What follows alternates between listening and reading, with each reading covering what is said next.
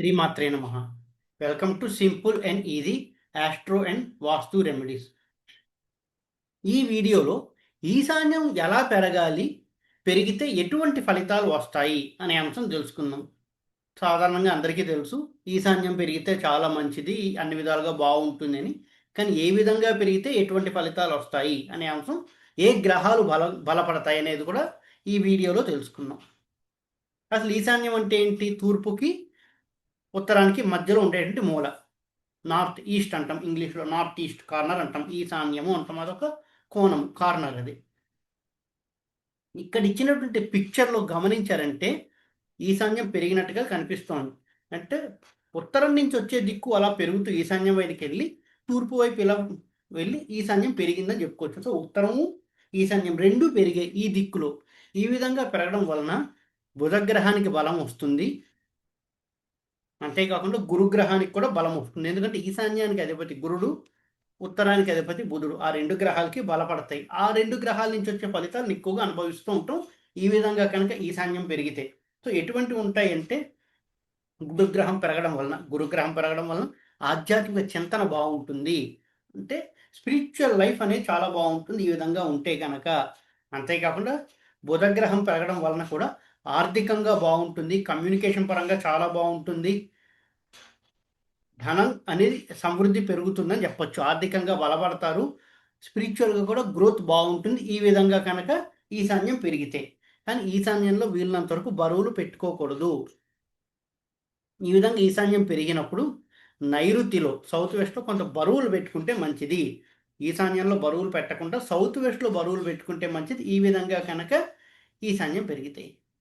ఇక్కడ గమనించిన పిక్చర్లో చూస్తే ఉత్తరము పెరిగింది, ఈశాన్యము పెరిగింది, తూర్పు కూడా కొంత పెరిగింది. ఇక్కడ బ్లూ కలర్లో ఇచ్చింది ఎక్స్టెన్షన్ అనమాట. ఒక స్క్వేర్ ప్లాట్ని ఎలా ఎక్స్టెండ్ అయిందో చూపిస్తున్నాం. ఇక్కడ బ్లూ కలర్లో పెరుగుతోందని చూపించాం. ఎక్స్టెండ్ అయిన పార్ట్ని బ్లూ కలర్లో చూపిస్తున్నాం. సో ఇక్కడ ఉత్తరము పెరిగింది, తూర్పు పెరిగింది, ఈశాన్యం మూలం కూడా పెరిగింది. అంటే బుధుడికి బలం వచ్చింది, గురుడు కూడా బలపడ్డాడు, రవిగ్రహానికి కూడా బలం వచ్చింది.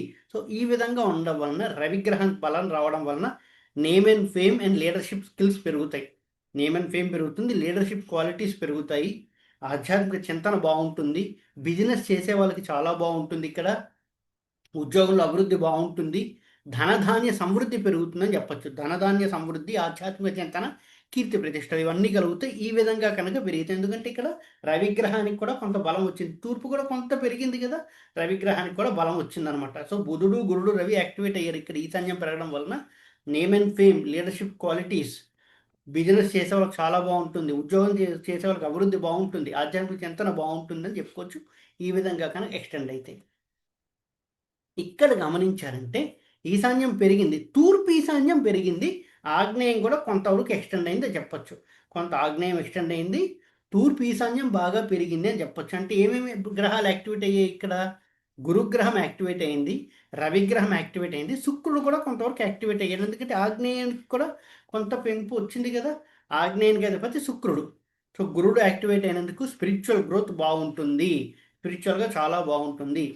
ఈస్ట్ రవిగ్రహం యాక్టివేట్ అయ్యేందుకు నేమ్ అండ్ ఫేమ్ వస్తుంది, లీడర్షిప్ క్వాలిటీస్ పెరుగుతాయి, రాజకీయాల్లో ఉండే వాళ్ళకి చాలా బాగుంటుంది, బిజినెస్ చేసే వాళ్ళకి కూడా చాలా బాగుంటుందని చెప్పచ్చు ఈ విధంగా తూర్పు కానీ పెరిగితే. ఇక శుక్రుడు కూడా కొంత పెరిగింది కదా, ఆగ్నేయంలో కూడా కొంత పెరిగింది కదా, శుక్రుడికి బలం వచ్చింది కదా అని చూసుకుంటే ధనధాన్య సమృద్ధి ఇస్తాడు, భోగభాగ్యాలు ఇస్తాడు, స్త్రీలకి సుఖాన్ని ఇస్తాడు, సుఖవంతమైన జీవితాన్ని ఇస్తాడని చెప్పచ్చు. ఇక్కడ ఆగ్నేయం కూడా కొంత పెరిగినందుకు ఈ విధంగా ప్లాన్ చేసుకుంటే. అంతేకాకుండా ఇలా కాకుండా కొంతమందికి స్క్వేర్స్గా పెరుగుతాయి, ఇలా కోణాలు కాకుండా స్క్వేర్లా ఇలా పెరుగుతూ ఉంటాయి. ఈ విధంగా పెరిగినా కూడా మంచిదే. నార్త్ ఈస్ట్ పెరిగిందని చెప్పుకోవచ్చు. ఒకటి ఉత్తరం దిశగా పెరిగింది, ఒకటి తూర్పు దిశగా పెరిగింది.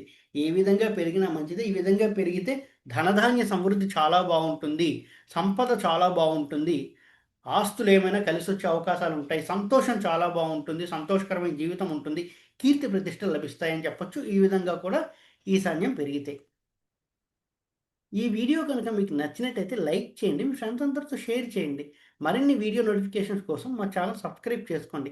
ఎవరికైతే ఆస్ట్రాలజీ లేదా వాస్తులో కన్సల్టేషన్స్ కావాలో కింద కనిపిస్తున్న నెంబర్కి వాట్సాప్ ద్వారా కాంటాక్ట్ చేస్తే కన్సల్టేషన్స్ ఆన్లైన్లోనే తీసుకోవడం జరుగుతుంది. కన్సల్టేషన్ ఛార్జెస్ వర్తిస్తాయి. ఓం నమో నారాయణ.